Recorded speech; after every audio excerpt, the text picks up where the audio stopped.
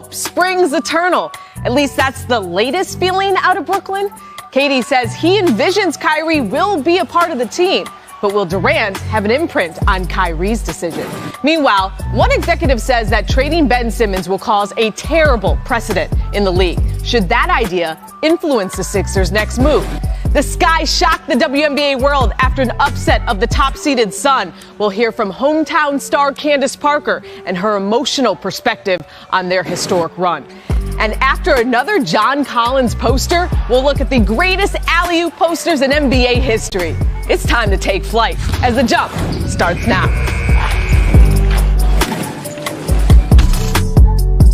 I can hear my dad saying, was that the triple threat position? Because I don't think it was.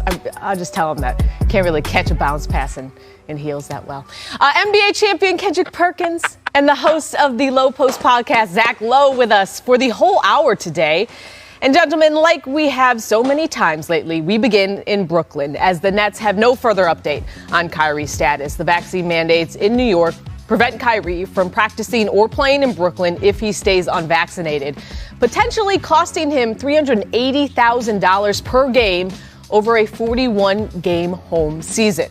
But Kevin Durant stayed hopeful Wednesday on his teammates' future availability. I'm envisioning Kyrie being a part of our team. Maybe I'm just naive, but that's just how I feel. But I think everybody here has that confidence in themselves and our group. That if we keep building, we can do something special. It's far bigger than myself and each one of us individually. This is one man's personal decision on his well-being. So I got to sit back and just observe and see what's happening, and keep coming in here and practice every day and going hard every rep. So I think everybody has that mentality.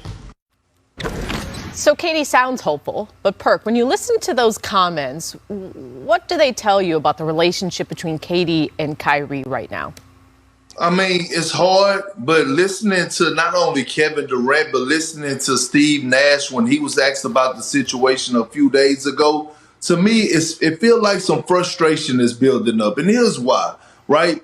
Kyrie Irving was supposed to get vaccinated, right? He had appointments that he missed. He told the team that he was going to get vaccinated. He still hasn't got vaccinated. And KD is sitting back, and sooner or later he's going to say, hey, bro, we all supposed to be here to be in this together.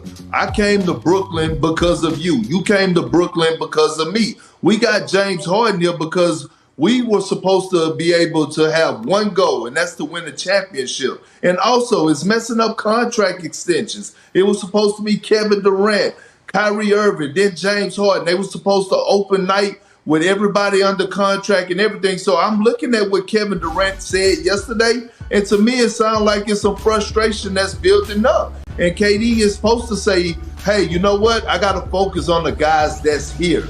Every guy that got to believe. I believe in the guys that's here. I'm going to continue to punch in the work. Kyrie is a grown man, and he's going to make a decision for himself. And playing in the NBA is business, but, it's no secret that they're friends, Perk. So how should KD be handling this situation as a close friend of Kyrie, or should be strictly a business approach? Well, I mean, Cassidy, when you think about it, look, KD and DeAndre Jordan and Kyrie Irving were all close friends. All three of those guys went to Brooklyn on a package deal. It was planned. We all talk about KD and Kyrie, but DeAndre Jordan was thrown in there as well when he signed his 4-year, $40 million contract. So with that being said, KD didn't have a problem with signing off to get rid of DeAndre Jordan, because he wasn't producing. And we all know that Kyrie Irving is a special talent. But what I'm saying is when it comes down to it, you have James Harden, who's there, another top 10 player in the league. And if you're Kevin Durant, you have to go to Kyrie Irving and say, hey, bro, what are you going to do? What are you going to do? Because we're trying to win a championship, and you gave us your word as a friend that you were going to get vaccinated. If I'm Kevin Durant, look, I got to put the pressure. I got to hold his feet to the fire because they can't afford to lose James Harden, and he hasn't signed on the dotted line yet. Zach, if you're Steve Nash, Sean Marks, and the Nets, does it even make sense to play Kyrie just 41 away games and not practice in Brooklyn if he stays unvaccinated? First of all, amen to Perk. He just got the situation exactly right, including the fact that Kyrie Irving is staring at a contract extension worth almost $200 million, which is not going to be firmly offered to him, I don't think, until he gets vaccinated. Look, to your question, Cassidy, I want to talk about team, camaraderie, friendship, commitment, all of that stuff. I believe it to my core. Perk believes it to his core. I still think if your choice is no Kyrie Irving or 41 games of Kyrie Irving, if your choice is no Kyrie Irving or Game 7 on the road against Milwaukee, we can have Kyrie Irving. I still think the talent is the talent, and you got to make it work. But to Perk's point, all of August, all of September, we kept hearing, those of us who are asking these questions, we kept hearing from the Nets, don't worry, it's going to happen. Once everyone else does it, he'll do it. Stop asking, it's going to be okay. But guess what? Season's about to start. It hasn't happened yet. And the longer it goes, the more that frustration is going to build. I mean, can you imagine if we get to this point where in the playoffs he's taking, games off from home and playing in a way like, look, we don't have a grasp really on how many games he's going to play this season. We also don't have a grasp on how many potential games Ben Simmons could miss this season. Simmons still isn't at training camp as the Sixers face the Raptors tonight, a game that would cost Simmons roughly $360,000 off his salary. But as Philly continues to look for another trade partner, an unnamed Eastern exec told SI this, quote, F that. You let a guy force his way out with 4 years left on a max contract, and you set a terrible precedent. They can't cave. Zach, does that precedent need to be in the minds of the Sixers front office as they pursue a trade? Here's where that executive is wrong, though. They're not caving, and they're not caving because they're not paying him. The NBA has been building to this moment for years and years and years. From Jimmy Butler to James Harden to Anthony Davis to every player that's requested a trade, which, by the way, teams trade players all the time at the drop of a hat. I don't think a trade request is some big unfair thing. I do think when you sign a contract, you have made a commitment to play basketball in exchange for money. And the big test case was going to be when a player did this with years left on his contract, would the team have the guts to say, you get $0 and you're getting none of it or almost none of it back? So I don't think the precedent, if you care about precedent, is all that quote unquote bad for teams. If the Sixers claw back all that money and say, hey, you're getting $0 or almost $0 until you play for us, and trade him for a good return, which, by the way, is still on the table. If they trade Ben Simmons, I bet they're going to get a good return if they play their cards right, if they get some breaks around the league, like a couple of teams get desperate, get off to bad starts or whatever. So I'm not as worried as that executive. I get why everybody is watching this. Everybody's worried. But the money was the big question, and the Sixers are answering that question. They're not caving to Ben Simmons. They're saying, you get nothing, and we're going to trade you and stay away as long as you like. Well, I mean, listen, I tried to warn the world a few weeks ago that the 76ers were not budging, right? The ownership group, it's not Elton Brand, it's not Daryl Morey, it's not Doc Rivers. The ownership group is standing firm. They have plans on sending a message that, hey, you're not going to play horrible and then put the responsibility on us to trade you and get back something that we don't want. And I knew that this time was going to come where you was going to face some ownership group that's going to say, hey, not over here, because like the executive said, it's not like a James Harden or Anthony Davis situation because they only had 1 year left on their deal. This guy signed to 4 years. So at the end of the day, it's like, no, you're not going to underperform and then put the pressure on us and say we have to deal with it. And I knew that the owners were going to do this. And you know what? If an executive from another team spoke out publicly, can you only imagine what executives and ownership groups are talking about behind the scenes right now? They can't wait till the next CBA. I'm telling you, the next CBA comes up, it is not going to work in the players' favor. But Perk, ultimately, what's more important, though? You know, that precedent or protecting Joel Embiid's prime?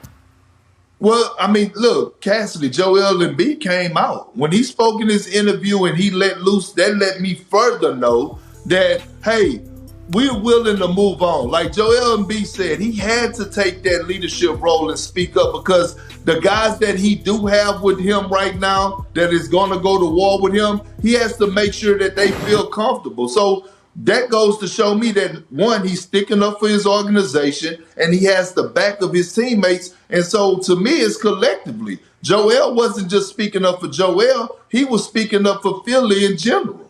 I mean, Perk, I don't know if you saw, but I think Zach was saying that you were preaching the gospel. Zach, but listen, you got to get one of those books and start fanning yourself. That's the execution of that. Okay. Speaking of setting a precedent, guys, how about this? The LA City Council approved an ordinance that requires proof of vaccination at indoor and entertainment venues, including at Staples Center. Now, the Lakers and Clippers have previously stated their teams are fully vaccinated, but Tim Bontemps reports that this new mandate won't affect visiting players, as is the case in New York and San Francisco. And look, in a lot of conversations that I've been having with players, it's this that really is confusing players, vaccinated or unvaccinated. Perk, are these mandates not affecting visiting players, causing more difficulty than benefit throughout the league? Well, it's hard to say because, majority of the NBA, I think is 95, 96% of the players are vaccinated, so they don't really have to worry about that. But here's the thing, right, Cassidy, when you think about what's going on, I think it's just the start of a ripple effect, right? I think we're going to see more states start doing the same thing. We watched New York, we watched San Francisco, now we're watching Los Angeles do it, and sooner or later we're going to have Wisconsin, a city like Wisconsin, or maybe even Phoenix. They're going to start to do it because it's just, this is what the world is coming to nowadays. I don't know if Texas is going to do it because I live in Texas, and I'd rather not speak on Abbott. We have our history from the ice storm, but I'm just saying, listen, at the end of the day, this is what's about to happen. It's about to be a ripple effect, and I wouldn't be surprised if a lot more cities start following lead and doing the same thing. Yeah, we can get caught up with this ordinance and that ordinance and who does it apply to and who does it not apply to. The bottom line, like Perk said, 95% of players are already vaccinated. 100% or close to 100% of coaches, executives, league personnel are vaccinated. And city by city, place by place, with some exceptions, like Perk mentioned, I don't know what the heck is going on in Florida, for instance. Vaccination is basically going to be a requirement for participation in public society or something close to that. So this is just going to keep on rolling, going down in age to kids and all of that. It's just going to become a fact of life. So we can get caught up in every little story like this and how does it affect the NBA championship? How does it affect the Clippers and the Lakers? This is a broader human issue that is just going to get broader and broader and broader. No doubt, but the numbers still show that about 20 players or so are unvaccinated, which just doesn't make sense to a lot of players, vaccinated or unvaccinated, like I said, is how, a Brooklyn net who's unvaccinated, if you will, can play in MSG in the same city. I think that's like the confusion when we're talking about these cities who have these mandates. So it's weird. It's weird. It's weird. And it's just one thing to kind of like poke a hole. What, Perk? I don't know what's going on today, but Zach is agreeing with I know. Thursday. Did y'all just become best friends? I don't know what happened there. All right. Meanwhile, I've got to pivot to, an update on a developing story, guys. 18 former NBA players are among 19 charged for defrauding the NBA's health and welfare benefit plan out of nearly $4 million. Among those players are Tony Allen, Darius Miles, Glenn Davis, and Sebastian Telfair. U.S. Attorney Audrey Strauss broke down the alleged scheme today. The leader of the conspiracy was former NBA player Terrence Williams. And here's how it worked. First, Williams obtained fraudulent medical and dental invoices. Second, he sent those invoices to his co-conspirators, other former NBA players. Third, the co-conspirators submitted the fraudulent claims to the plan. Fourth, unaware that the claims were fraudulent, the plan paid most of the defendants' claims. And fifth, in many cases, the defendants paid kickbacks to Williams. We'll keep you updated as this story develops. Coming up, we'll get to the action on the court and another incredible lob finish by John Collins. It's a make or miss league, baby. That's it. Make, range, Boban hit not one, but 2 third-quarter triples. Zach, is it time for the Mavs to unleash Boban? Obviously, they unleashed him in the playoffs last year, too, and they played zone. Every NBA game is like 25% more entertaining once Boban gets in the game. More Boban. Yeah, I mean, everybody's around here joking about it, but it looks really good. He's stepping into it. He's serious about it. Like he's been working on it. This is a good shot. He's honestly one of the greatest humans that has ever lived. And I feel very strongly about that comment. Miss, posterity, Lakers Suns, 80 out and running after the Crowder miss, and Davis catches Crowder below the belt. Remember, this happened in the playoffs last year, too. What's going on here? I mean, you know, it's called get back. But I don't think he done it on purpose, but you just never know with some of these guys. I mean, it's just get back. You know, Jay Crowder do love to stir the pot. That's my guy. You never know. It could be a little get back. You forgot he was salsing a little bit, the little Braun salsa dance. It could have been some kickback, get back. I was going to say, Jay Crowder's salsa danced the Lakers right out of the playoffs. If you're going to do that, you're going to do that. Right. I'm just saying. You're going to get got. Hey, Zach, let me say it again. Make elevation. Cavs, Hawks, Cam Reddish is healthy and dunking. Zach, more from this game in a minute, but is this Highlight Factory back in business?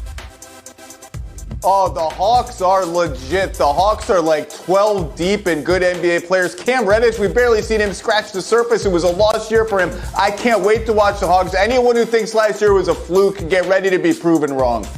Yeah, I mean, look, the Hawks are must-see TV. They got athleticism. They got ice tray. There's going to be a lot of dunks, but can I please see Zach do that salsa dance? One time only.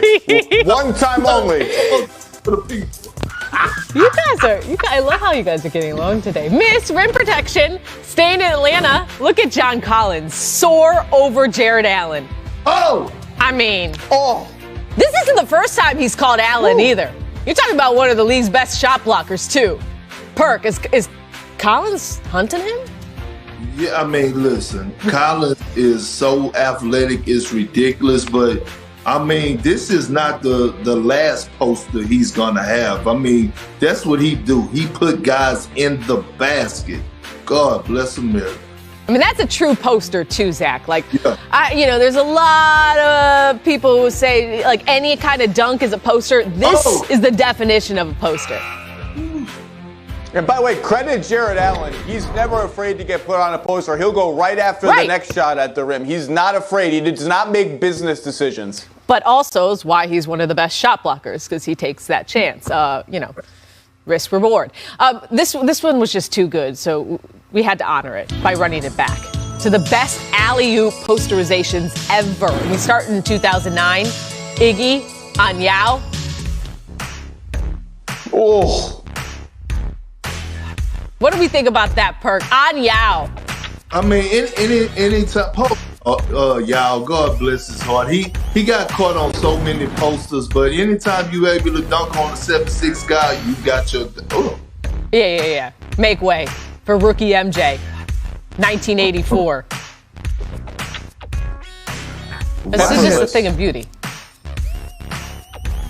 I mean, and so are those jerseys. The Script Chicago, 2011 Dwight on Drew Holiday. Look at the big. Yes. That's a bench mom reaction.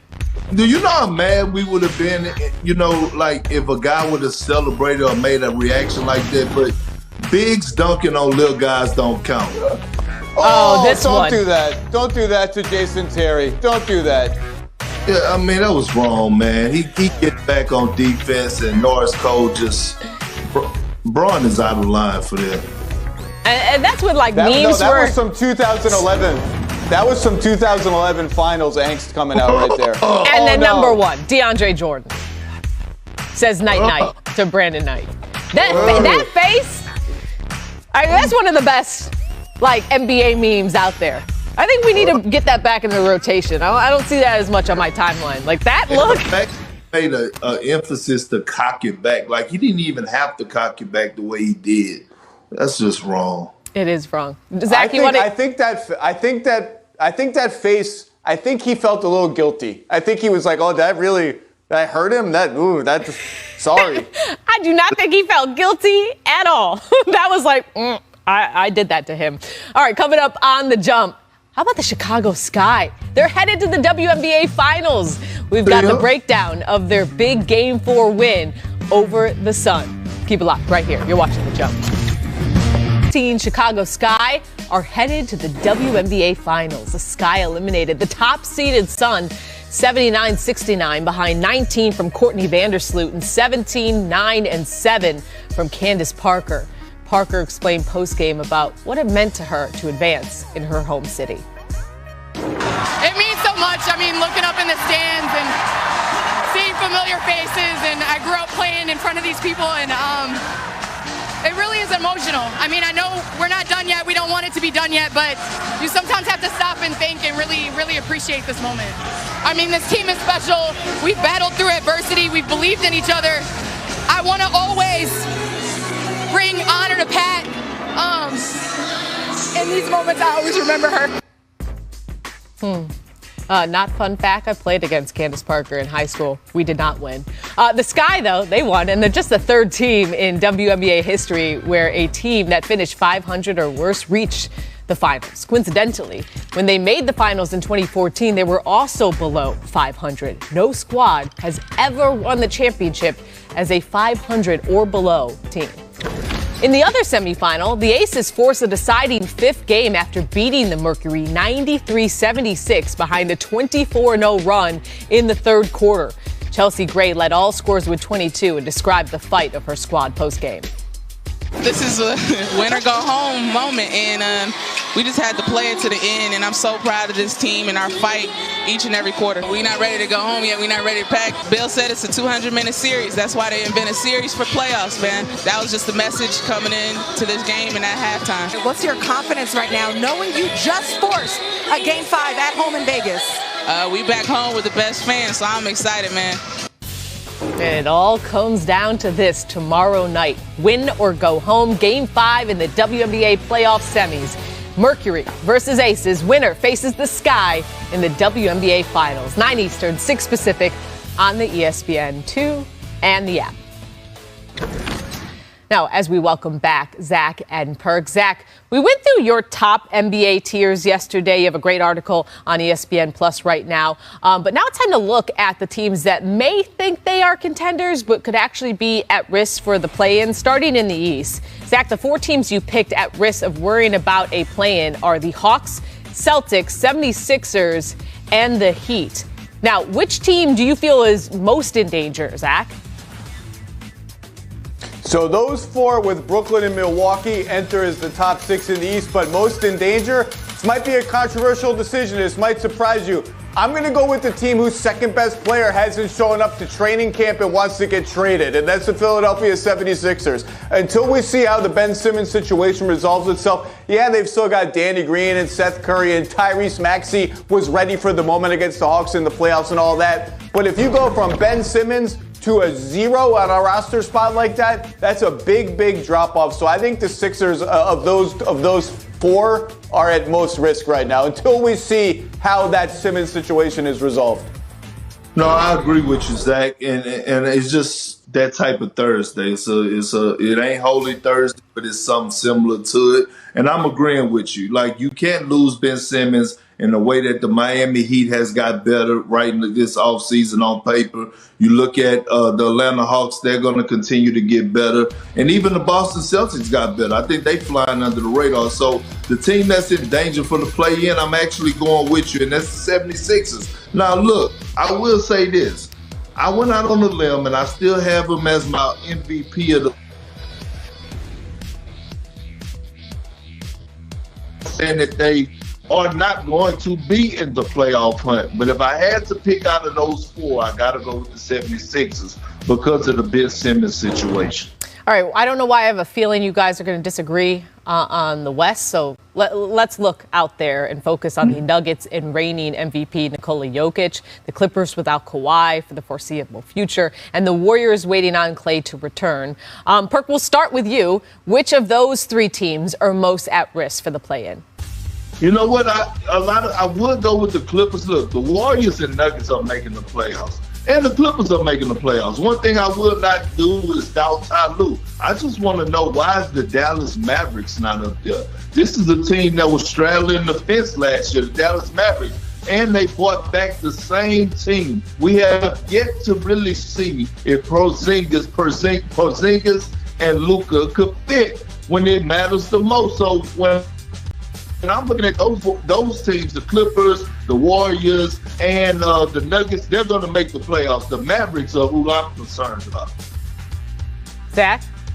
I'm gonna have to have a drink after the show, because I keep agreeing with Perk, and it's starting to worry me a little bit. Of those three teams, it's easily the Clippers. I think the Nuggets, as long as they have the MVP healthy, Michael Porter Jr. is ready to be a number 2 scorer. They've got good depth. I think they'll be fine. The Warriors, if they can just hold the fort, and they rediscovered their identity in the last 20 or 30 games of last season, if they can just hold the fort playing that way until Klay comes back, I think they're okay. The Clippers, without Kawhi, their offense was just average when he was on the bench, even when Paul George played. Ibaka hasn't come back yet from injury. They've got a lot of interesting pieces. They got new pieces in Eric Bledsoe. I just feel like they're a little uncertain. They have more to figure out about themselves than those other two teams. So I guess I got to agree with Perk. I don't know what's going on.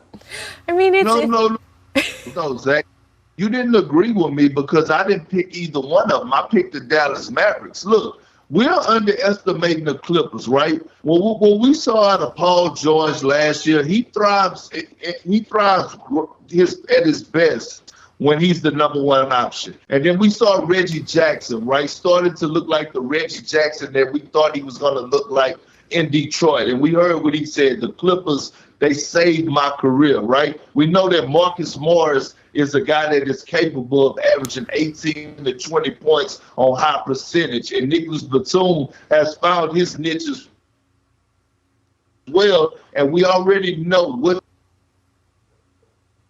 Tyronn Lue is. He's going to show out. He thrives best when there's adversity hit. He showed us that last year. Just embrace the friendship. Because, you know, the Mavericks weren't even an option, but we're going to go there. Just embrace the friendship. This is how today is going. And as I'm looking at this segment and all these teams, all I want to say is the league is alive and well. A lot of young talent. And speaking of, coming up, Nate McMillan utilized MJ as an example to motivate Trae Young's growth. What can Trae learn from his airness? But first, here's our second distant replay featuring Perk, your actual best friend, Richard Jefferson. Good hand. Jefferson had a contested. Holiday's done a good job defensively. Very job again. Richard, No. That was the New Jersey Nets. Don't give RJ. RJ did a good job of. Somewhere RJ's TikToking about this.